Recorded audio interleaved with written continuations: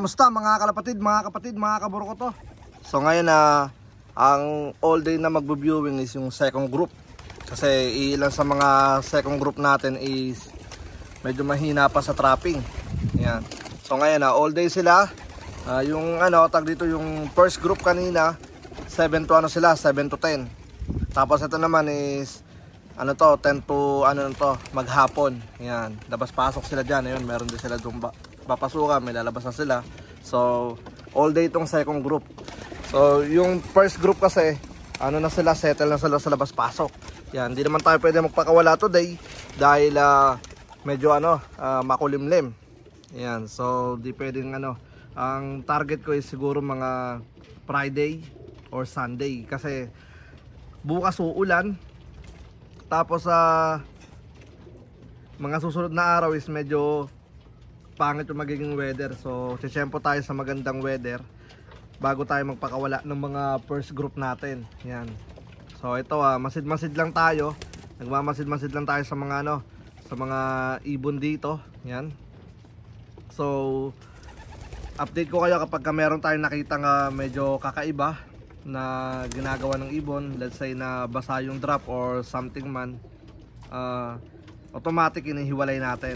So ngayon is meron naman tayong nahiwalay ng mga dalawa. Shoutout ulit kay Lakabaw, Warriors na Lakabaw. Yan. So may tombuluts.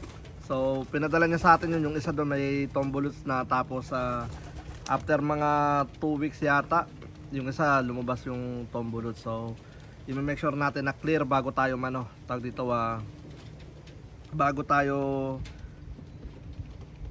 natin ilagay rito sa main loop natin. Yan. So far okay naman lahat.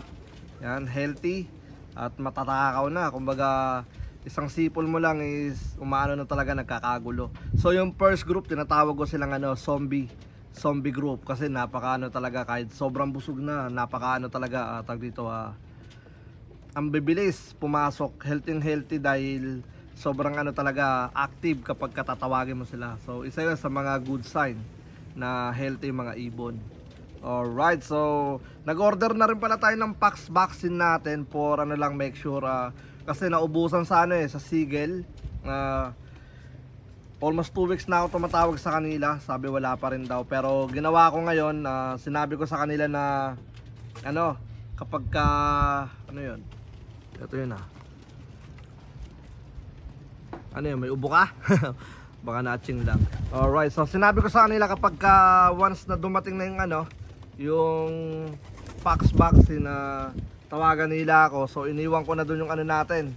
Iniwan ko na yung contact number natin doon. So all goods na yun mga kaburo ko to. Ayan. Yan sila all day, all goods yan mga yan. Kumbaga lang sila. Tawag dito labas pasok hanggang sa masettle nila yung sarili nila na nakikita nila yung loop natin, yung main loop natin, yung harapan. Isa yan sa pinaka number 1 na pinakamahalaga sa mga nagtuturo ng YBs. Yan. Doon naman sa natin sa tag dito, naglagay na tayo doon sa taas. Yan. Naglalagay tayo dyan every morning, pero today di tayo naglagay kasi medyo pangit yung yung hangin doon. May mga kasi doon, may mga sanga, so baka mabagsakan, makawala yung mga ibo-viewing natin. Yan, so yun na nga mga kaburo ko to. Yan, nauntog pa tayo, grabe. Yan. So check naman natin sila doon sa loob.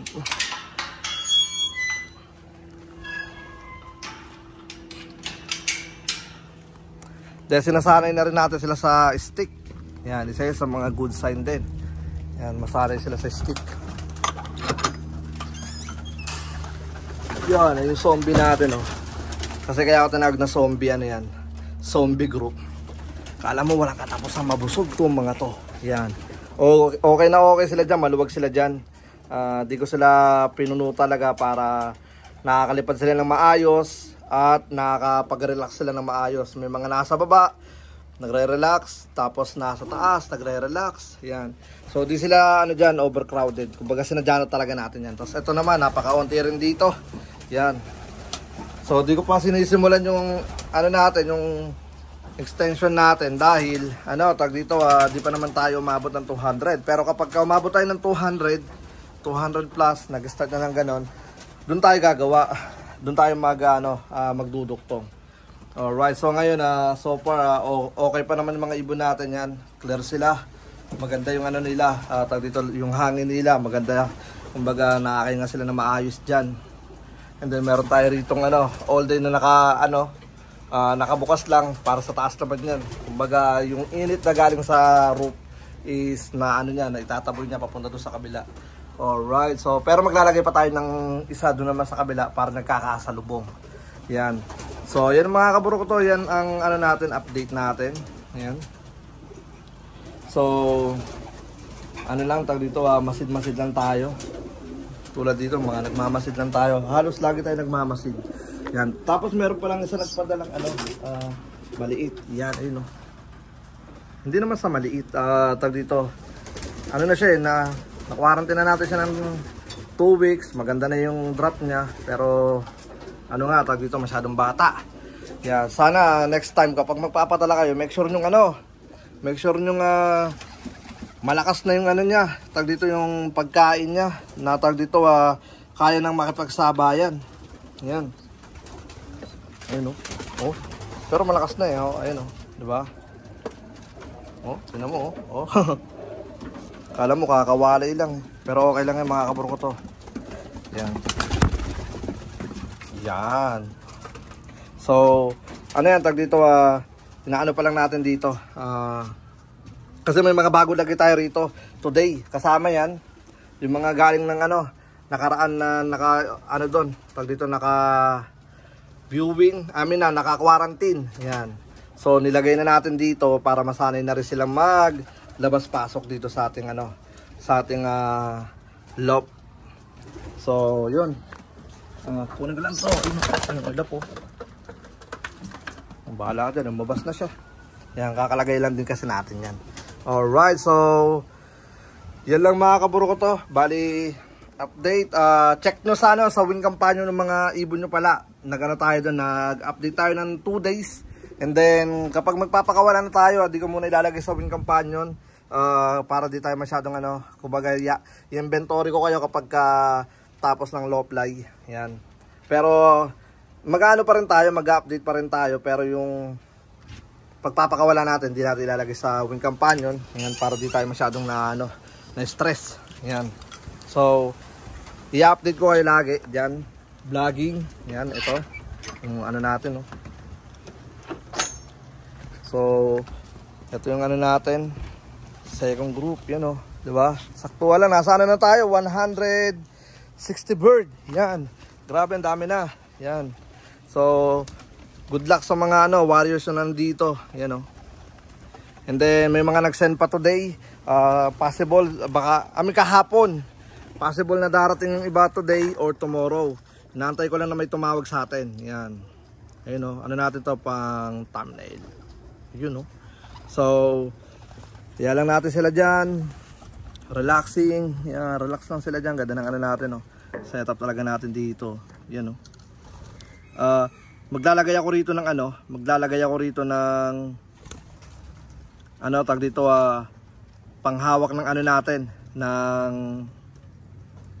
tag dito panghawak ng cellphone natin para hayaan lang natin yung ibon dito. Ayun magla-live tayo, di ba? So yan, pag maganda yung weather, yan, mag-live tayo.